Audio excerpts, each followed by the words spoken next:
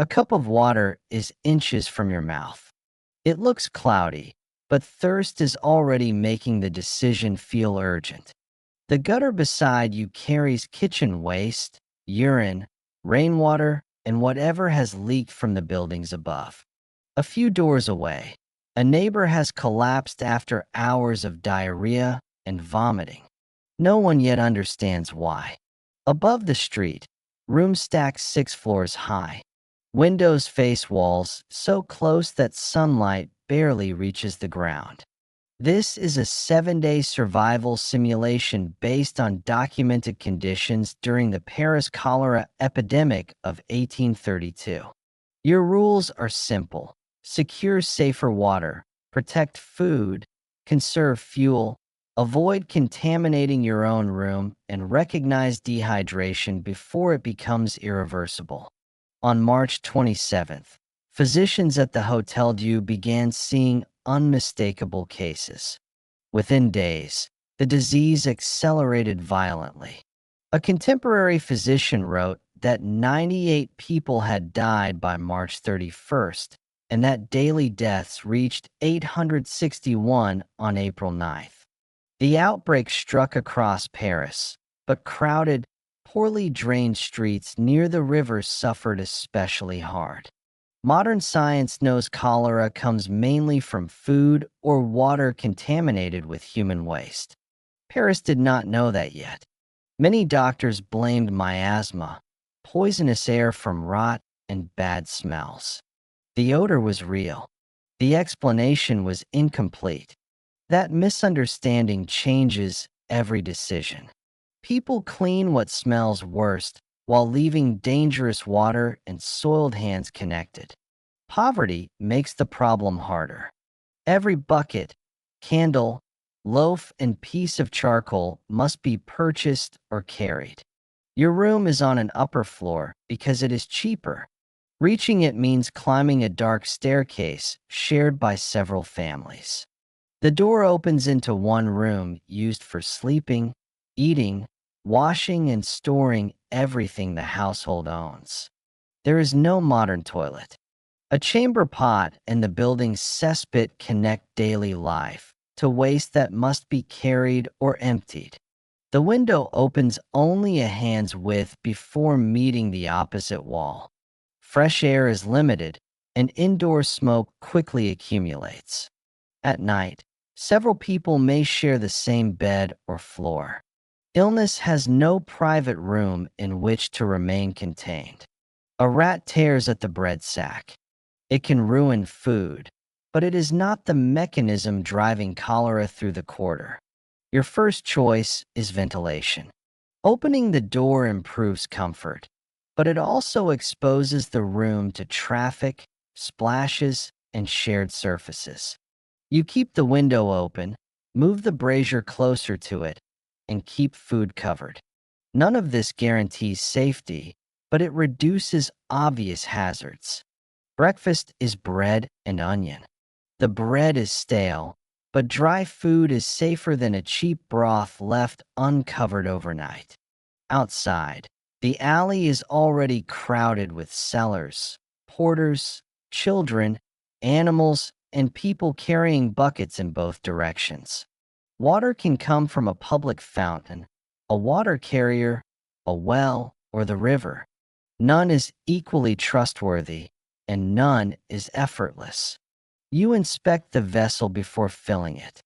Residue inside can defeat the value of cleaner water before you take one step home. The fountain is busy, but the flow is moving and the basin appears cleaner than the stagnant barrel behind your building. You pay for a small amount and carry it upstairs with both hands, trying not to let street runoff splash the opening. Heating water may reduce biological risk, but fuel is expensive. Every piece of charcoal used today is unavailable tonight. You heat only what the household can drink before the next trip, then let it cool under a clean cloth. The clean pot goes on the highest shelf. The dirty bucket stays on the floor.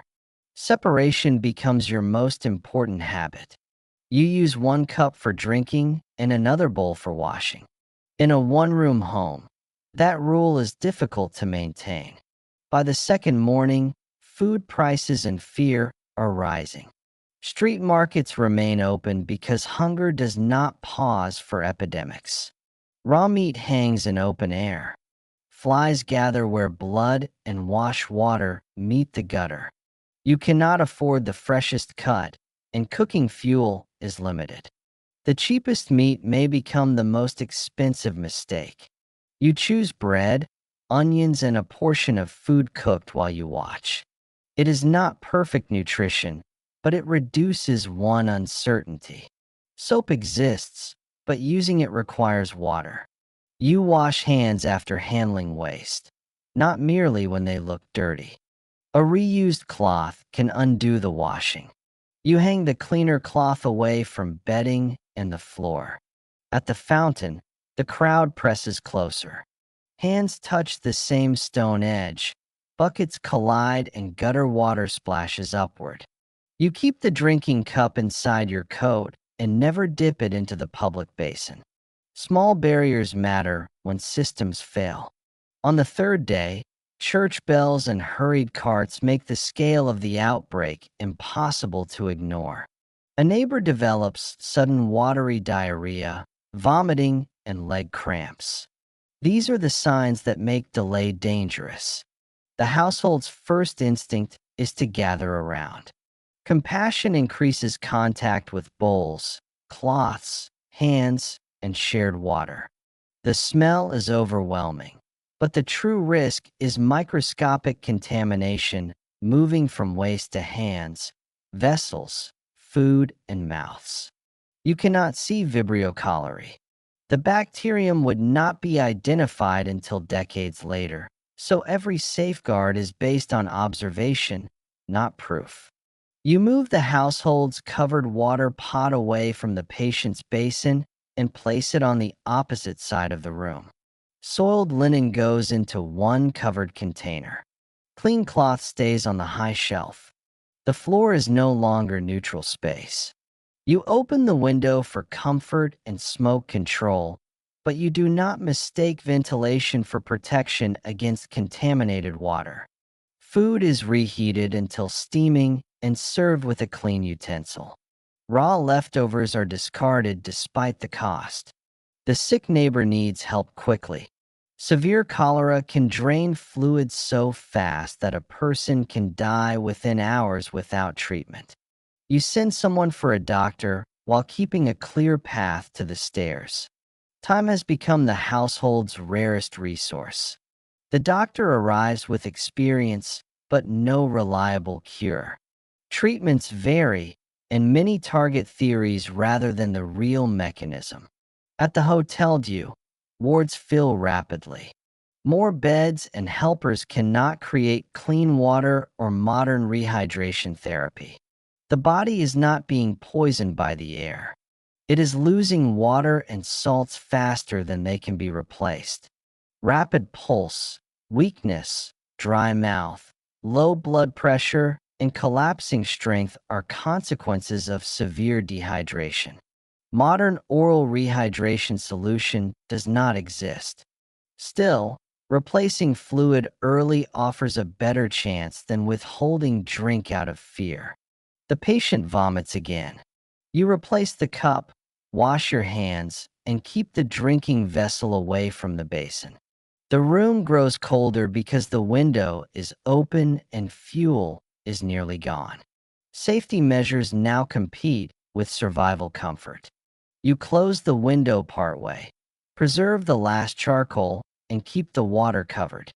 There is no perfect choice, only controlled risk. Outside, rumors claim that officials, doctors, or strangers are poisoning the poor. Fear turns public health into a human threat. You avoid the crowd, not because the rumor is true, but because panic can block access to water, food, and medical help. By the fourth night, the neighbor is either stabilizing or slipping beyond what the household can manage. Observation replaces certainty. The alley does not become safer because one person improves. Every shared surface and water trip begins the calculation again.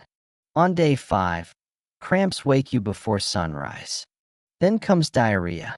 The simulation stops being about someone else. Your first survival decision is to stop working. Lost wages hurt, but exertion and delay can make dehydration harder to reverse. You begin drinking the reserved cooled water in small amounts while another person prepares thin broth from the remaining food. The clean water habit does not guarantee survival, but it gives you something many neighbors lack: a protected reserve at the exact moment it matters. Dizziness makes the staircase dangerous. 2 adults support you because a fall would add a second emergency. The route to care crosses the same alley, fountain, and gutter you have spent days trying to control.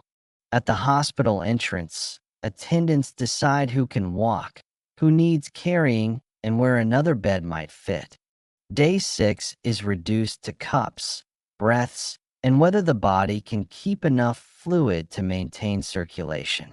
Many patients recover, especially when illness is not severe. Others deteriorate rapidly. Your outcome cannot be promised. By day 7, you can stand. Weakness remains, but the cup stays down and the room no longer spins. Returning home reveals the deeper truth. Surviving 1 week does not repair the alley, the cesspit, the crowding, or the water system. Paris eventually expanded fountains, sewers, and water networks, especially under later 19th century reforms. Change came after repeated epidemics and enormous loss. The 1832 epidemic killed roughly 18,000 people in Paris. It exposed how poverty and infrastructure could decide who faced the greatest risk. You survived because several uncertain choices aligned: protected water, cooked food, separated vessels, early rest, fluid replacement, and access to help.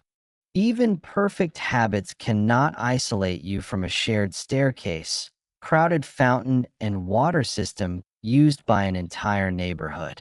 But the hardest question remains. In a city that did not understand the disease and could not guarantee clean water, would your habits have been enough?